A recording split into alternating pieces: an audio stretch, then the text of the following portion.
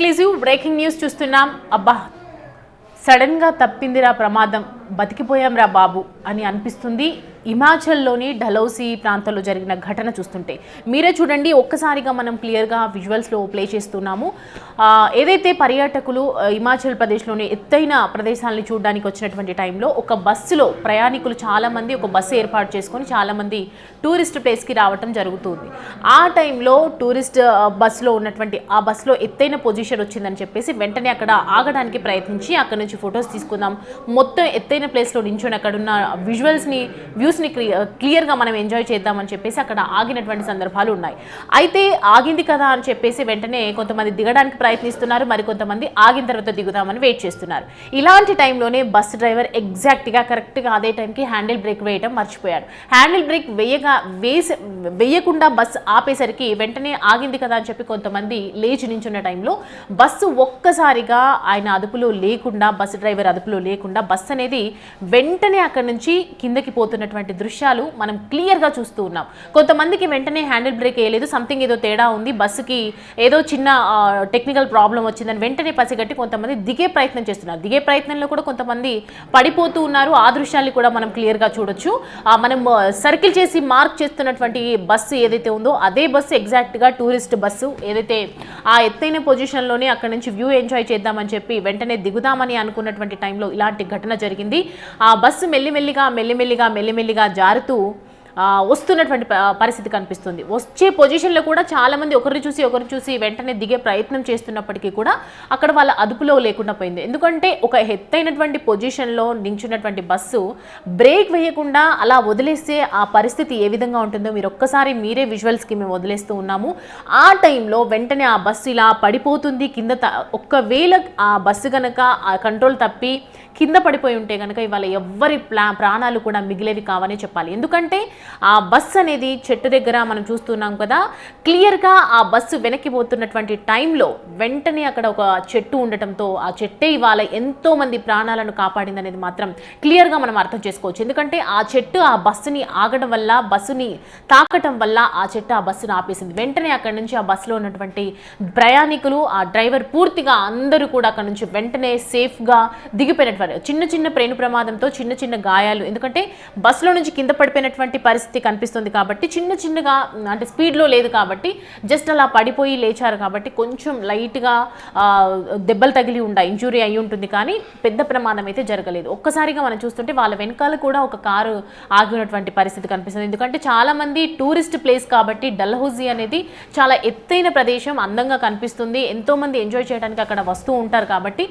డెఫినెట్గా అక్కడ view enjoy చేయాలనుకుంటారు, అక్కడ సెల్ఫీస్ దిగాలనుకుంటారు, ఆ వ్యూని చక్కగా అందరికీ చూపించాలనుకుంటారు. ఇలా రకరకాల ఆశలతో అక్కడికి వెళ్తూ ఉంటారు. హిమాచల్లో డల్హౌసీ అనేది చాలా ఫేమస్ ఏరియా కాబట్టి కంపల్సరీ అక్కడ వెళ్తూ ఉంటారు. ఇలా టూరిస్టులు వస్తున్నటువంటి టైంలో మనం చూస్తే ఎంత జాగ్రత్తగా ఉండాలి మనకు అందరికీ తెలుసు. ఎంతో అవేర్గా డ్రైవ్ చేయాల్సిన అవసరం ఉంటుంది. అండ్ ఒక్కసారిగా హ్యాండిల్ బ్రేక్ అనేది వేయకపోవటం వల్ల అది డెఫినెట్గా మెల్లిగా మూవ్ అయ్యి వెనక్కి వస్తూనే ఉంది. ఆ టైంలో పర్యాటకులు ఎంత గందరగోళ పరిస్థితిలో ఉన్నారు, వాళ్ళ పరిస్థితులు ఏంటి, మా పరిస్థితి ఇప్పుడు మేము కింద పడిపోయినా అందులో నుంచి హఠాత్తుగా ఎవరైనా బయటికి వచ్చినా కూడా ఆ స్పీడ్లో దొర్లుకుంటూ కింద పడిపోయినా కూడా ఇవాళ ఎవరి ప్రాణం ఉండేది కాదు. ఖచ్చితంగా ఆ చెట్టు ఇవాళ కాపాడిందనే చెప్పాలి. ఎంతోమంది పర్యాటకులు అక్కడికి వస్తూ వెళ్తూ ఉంటారు, కానీ అక్కడ కొంచెం చూసుకుంటే రోడ్డుకు సంబంధించినటువంటి మరమ్మతులు కూడా కొంచెం చేయాల్సి ఉంది అనేది మాత్రం ఇలాంటి సిచ్యువేషన్స్ని చూస్తుంటే ఎవరైనా ఆ వ్యూస్ ఖచ్చితంగా అబ్జర్వ్ చేస్తారు, ఎందుకు అలాంటి పొజిషన్ వచ్చింది అనేది. ఇలాంటి టైంలో అసలు ఏ పరిస్థితి, కనీసం బస్సు ఇలా పడిపోతుందంటే అడ్డుకోవడానికి ఎలాంటి ప్లేస్ అక్కడ లేదు, ఎలాంటి సపోర్ట్ అక్కడ లేదు కాబట్టి ఖచ్చితంగా దానికి సంబంధించి అధికారులు చర్యలు తీసుకోవాల్సిందే. త్రుటిలో తప్పిన ప్రమాదం అనేది మాత్రం ఇవాళ జరిగినటువంటి వీడియోస్ చూస్తుంటే నిజంగా అర్థమవుతుంది. ప్రయాణికులు అందరూ కూడా అక్కడ సేఫ్గా బయటపడనేది ఒక అదృష్టంగానే చెప్పాలి. ఎందుకంటే ఇవాళ టూరిస్ట్కి వెళ్ళినటువంటి పరిస్థితి, ఇంటికి ఎలా వెళ్తామో తెలియలేని పొజిషన్ అయితే క్లియర్గా కనిపిస్తుంది. అంటే టూరిస్ట్ బస్సుకి డ్రైవర్లు అందరూ కూడా క్లియర్గా వాళ్ళ కంట్రోల్లో వాళ్ళు ఉండాల్సిన అవసరం ఎంతైనా ఉంది. ఒక డ్రైవింగ్ మీద పట్టు ఉన్న వాళ్ళే డ్రైవింగ్ నేర్చుకుంటే కూడా చాలా మంచిది, డ్రైవింగ్ చేస్తే మంచిది. ఎంతో మంది కూడా ఇట్లాంటి ప్లేసెస్కి ఏమీ తెలీదు కాబట్టి కంపల్సరీ డ్రైవర్ ఏది గైడ్ చేస్తారో, డ్రైవర్ ఎక్కడికి తీసుకెళ్తాడో, ఏ బస్సులో వెళ్తే సేఫ్ అనేది కూడా వాళ్ళకు ఒక అవగాహన ఉండదు. ఎందుకంటే బస్సులో వెళ్తున్నటువంటి పరిస్థితిని చూసే వాళ్ళు ఎంజాయ్ చేస్తారు, వాళ్ళు చుట్టుపక్కల ఉన్నటువంటి వ్యూస్ని ఎంజాయ్ చేసే పరిస్థితి ఉంటుంది. కాబట్టి ఆచితూచి బస్సు ఆగిందా, హ్యాండిల్ బ్రేక్ వేసుకున్నామా, అసలు బస్సుని ఏ పొజిషన్లో మనం పెడుతున్నాము, ఈ ఎత్తైనటువంటి ప్లేస్లలో ముఖ్యంగా మనం ఎలా డ్రైవ్ చేయాలి, ఎలాంటి జాగ్రత్తలు తీసుకోవాలనేది కూడా క్లియర్గా వాళ్ళకు అవగాహన అనేది కంపల్సరీగా ఉండాలి. కాబట్టి ఇవాళ జరిగినటువంటి ఏదైతే హిమాచల్ ప్రదేశ్లో డలౌజీ ప్రాంతం దగ్గర జరిగినటువంటి పరిస్థితి చూస్తూ ఉంటే మరి నిజంగానే ఎత్తైన కొండపై ఇలా టూరిస్ట్ బస్సు పార్కింగ్ అనేది కూడా అవైలబిలిటీ ఉందా లేదా అనేది కూడా మనకు తెలియదు. ఎందుకంటే చాలా మనం టూరిస్ట్ ప్లేస్లకి మనము విజిట్ చేస్తూ ఉంటాము. పార్కింగ్ పరిస్థితులు, పార్కింగ్ లేని పొజిషన్, పార్కింగ్ చేసుకోవడానికి ఒక ప్లేస్ లేక చాలామంది ఇబ్బందులు కూడా పడుతూ ఉంటారు. ఇలాంటి ఎత్తైన ప్లేస్లలో ఖచ్చితంగా పార్కింగ్ అనేది మస్ట్ అండ్ షుడ్గా ఉండాలి అండ్ మంచి ప్లేస్లో అయితే అరేంజ్ చేయాలి అని చెప్పి ఒకవైపు ప్రయాణికులు కూడా అక్కడ ఏదైతే వీళ్ళు బాధితులు ఉంటారో, అక్కడ త్రుటిలో తప్పిన ప్రమాదంలో ఉన్నటువంటి వాళ్ళు ఉంటారో వాళ్ళు చెప్తున్నటువంటి మాట ఇది. ఒక్కసారిగా ఏం జరుగుతుందో తెలియక జనాలు అక్కడ సతమతం అవుతూ ఉన్నారు. ఏం జరుగుతుంది అనేది కూడా వాళ్ళకి అర్థం కాని పరిస్థితిలో ఉంది. ఎందుకంటే మనం కూడా క్లియర్గా చూడొచ్చు, ఆ టైంలో బస్సుకి ఏమైంది, సడన్గా ఎందుకు వెనక్కి వెళ్ళిపోతుంది అని ఒక ఆలోచన కూడా మనకి వస్తూ ఉంటుంది. ఎందుకు వెళ్ళిపోతుంది ఆ టైంలో వెంటనే వాళ్ళు స్ట్రైక్ అయిపోయి ఖచ్చితంగా మనం ఏదో జరుగుతుంది ఇక్కడ అని చెప్పి అక్కడ నుంచి దొర్లుకుంటూ బయటికి రావటం, అక్కడ నుంచి కింద పడిపోయే విధంగా కింద పడిపోయినా సరే కానీ మన ప్రాణాలతో బయటపడతామని చెప్పి కొంతమందికి సడన్గా స్ట్రైక్ అయ్యి అక్కడ నుంచి బయటికి వెళ్ళిపోతున్నటువంటి, కిందికి దిగుతున్నటువంటి పరిస్థితి కనిపిస్తుంది. ఒకవేళ చెట్టు గనక అక్కడ లేకపోయి ఉంటే, అతి వృక్షం గనక లేకపోయి ఉంటే ఇవాళ ఆ బస్సులో ఉన్నటువంటి ఏ ఒక్కరి ప్రాణం కూడా మిగిలేదు కాదు. ఎందుకంటే హిమాచల్ డలౌజీ ప్రదేశాలంటే మినిమం చాలా హైట్లో ఉంటాయి, మనందరికీ తెలిసిందే.